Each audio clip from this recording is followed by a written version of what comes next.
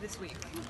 Kids did a good job. I think you saw them today. They were energetic, excited to be out here, and excited for another opportunity. So, you throw the new stuff at them on Tuesday, and hope they start to get it. Wednesday, you try to get a little more polished up, and Thursday, you hope it's pretty clean. And it appeared to me it was pretty clean. I was mostly over there with the defense, so we'll watch the offensive tape. But I think that it was a good solid week of practice, and the kids are excited. What have been kind of the focal points as far as areas you're trying to zero in on for this game in particular?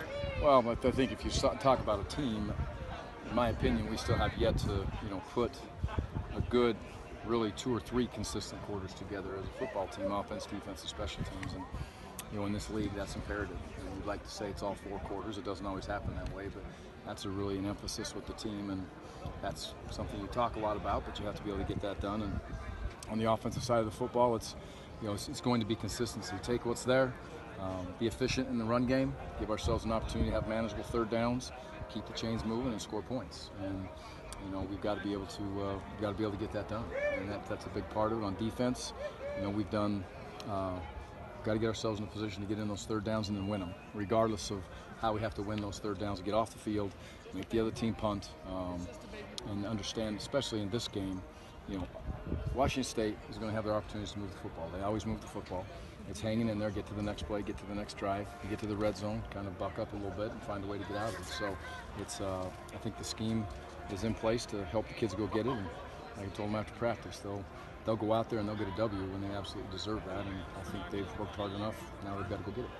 When you talk about putting together 2 or 3 or ideally 4 quarters together, you can talk about it, but what can you do tangibly to try to work towards that? Well, I think consistently you work like crazy as a coach to put the kids in the best position to succeed, and I think that's through scheme. I think that's through personnel. I think that's how much offense and defense that you carry that's feasible, that you can really run on game day. That's imperative. I think you look at your practices, and if you're struggling in a certain area, then obviously your focal point goes a little bit more to that. If you can identify those situations and those scenarios. So those are things that we've done. And then scheme-wise, you're always trying to gain an edge, and we'll consistently try to work to do that. I was talking with Corey Hall yesterday, and he said that really on the football game, he wants guys to take on a character, an alter ego, to really get them psyched out. He used Brian Dawkins as an example. He was Wolverine. Wants Xavier Crawford to be X when he's on the field. Do you have an alter ego when you're coaching on the sideline? Do you become somebody else? No, I don't. And frankly, I don't believe this. I don't think this. I know this, that you will play how you practice, and there is no magical way to say I'm going to be a different person on game day. I don't believe in that. I never have. If you got to rely on a certain song to get you excited, or a crowd to get you excited, whether it's your home crowd or the away crowd, I don't believe in that. I don't believe in that as a player. I don't believe in that as a prepared football team.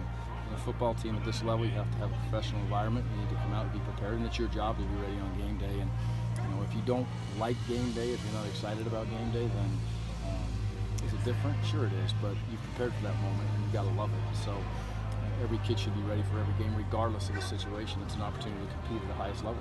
When you look at Washington State, everyone wants to talk about the air raid, but how good of a job do they do running the ball to sort of keep the defense on their toes? I think they do a very good job of running the football, and it shows up on tape, it shows up in games, and some of those passes that they throw, everybody wants to talk about, it's dinking and dunking, and you're throwing the ball here and there.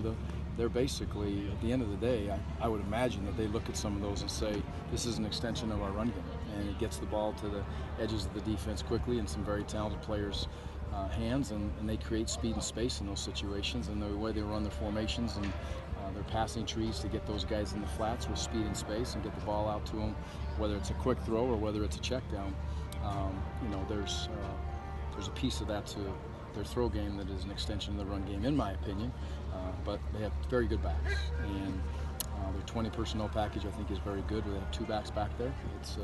Their offensive line is big and physical, and they allow those kids to do, again, what they can do and what they're good at. So the run game is definitely a big part of their offensive scheme.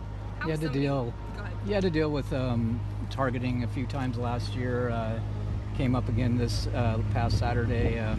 How much did you address the team about that, or did you just kind of remind them about the call and what to avoid and that sort of thing? Well, we always try to educate ourselves, on calls and talk about that's the way football is today, and those are the rules. And in my opinion, it has helped the game. And it's hard when those goes go against you. It's, you know, officials will come up to you and say, man, that's a tough one, you know, and it's a tough one for everybody to be able to deal with, but it's there for the protection of the kids, so it's a good part of the game. Now, as far as the tapes, when we see it on TV, we see it on our game clips. It happens to us. Yeah, we work to educate, talk about, you know, those scenarios and those situations. And the same thing with, you know, a quarterback sliding. We got another quarterback that slides this week, and you know that call is highly interesting. You know, I see 2 or 3 more that I've watched on tape this week that it's, you know, is it or isn't it? So you have to make sure that you just don't, and you have to get yourself out of that situation as much as you possibly can. So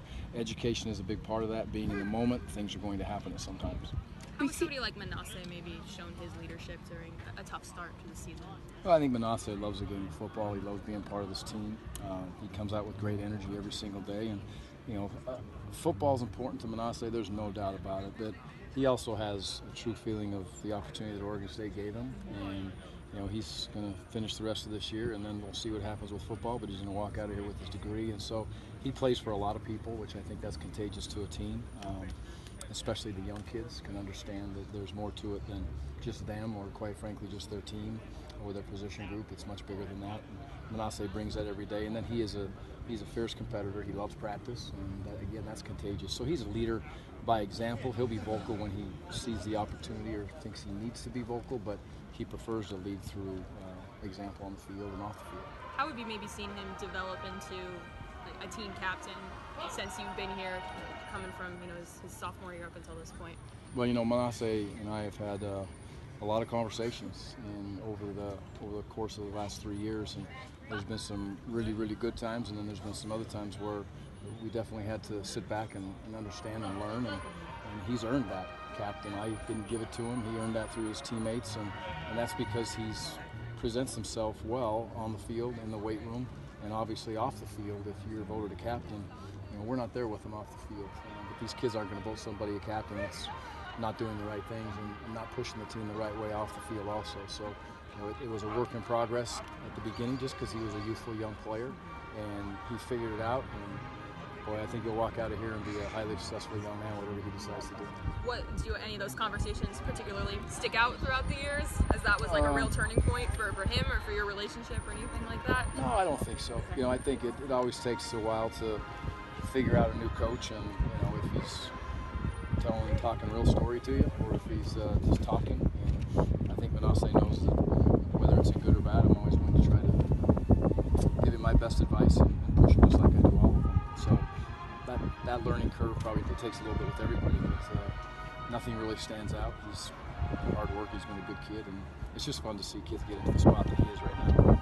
But you said he did have a few things to figure out early on. Absolutely. Yeah, absolutely. And then, you know, there's a couple in my head right now, but that's definitely Manasseh. Sure. Nothing really bad. So No, we I don't got want you. to jump in all of a sudden, oh my God. We've seen Seth be more active in practice this week. Can you just talk about his progress? Yeah, Seth obviously is extremely anxious to get back on the field. It's good to see him out there, you know, with the offense and continually going through his cycle of getting back on the field. So you know, he has a smile on his face, and he loves to compete. We all know that, and we're excited for the day that he gets back out there and plays with us. And you know, like I said, we all hope it's sooner than later, and that's going to remain in the hands of once the docs clear him. You can get one thing, that kid will be on the field right away.